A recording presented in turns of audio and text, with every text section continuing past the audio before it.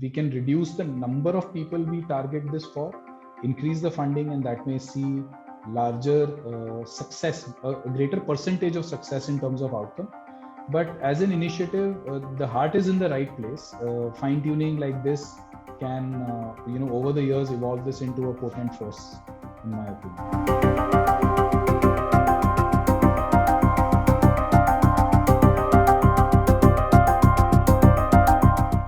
IDEX is a great initiative in the sense that it has the right spirit in terms of providing funding for innovations. They qualify companies with their ideas and they give them funding for prototype development.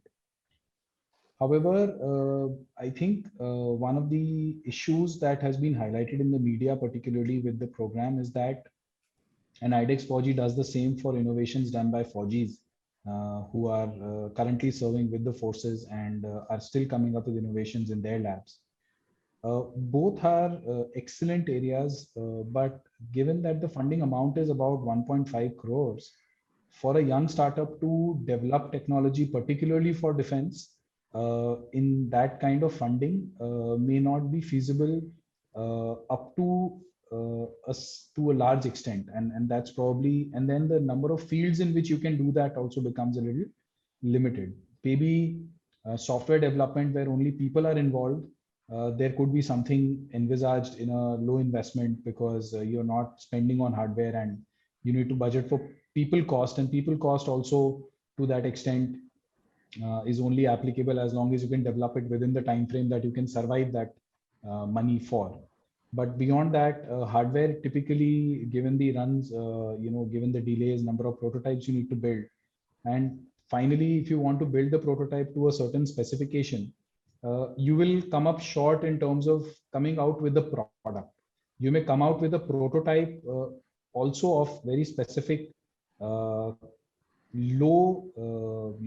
infra requirement kind of products, but very intensive products that require very high technology, where, for example, somebody wants a fiber optic gyro or somebody wants a very high precision IMU, and those kind of things. Those things may add up to a very large number and they eat up most of the funding available there. So in a way, I feel that IDEX has to be coupled with external funding. That's when it will become properly successful, or the funding itself could be concentrated to less number of people.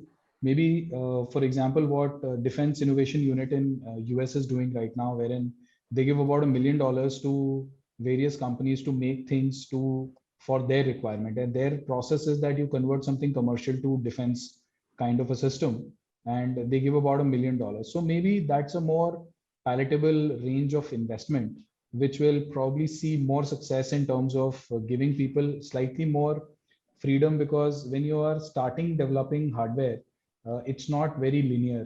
It's very iterative. Iterations in software are not that challenging as compared to iterations in hardware. So I feel that the minimum, we can reduce the number of people we target this for, increase the funding, and that may see larger success, a greater percentage of success in terms of outcome. But as an initiative, the heart is in the right place. Fine tuning like this can, over the years evolve this into a potent force, in my opinion.